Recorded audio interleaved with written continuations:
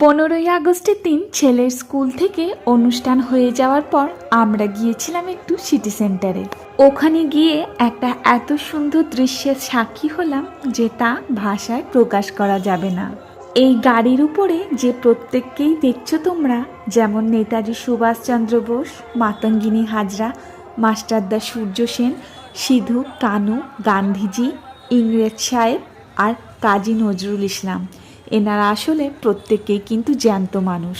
স্বাধীনতা দিবসের মতো এই বিশেষ দিনে ওনাদের সুন্দর করে সাজিয়ে গুছিয়ে পরিপাটি করে মেকআপ করিয়ে স্ট্যাচুর আকারে দাঁড় করানো হয়েছে।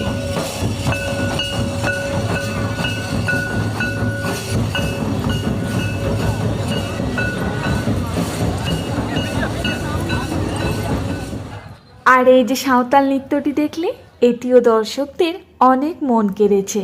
চলো আজ তবে যাই, দেখা হচ্ছে অন্য ভিডিও।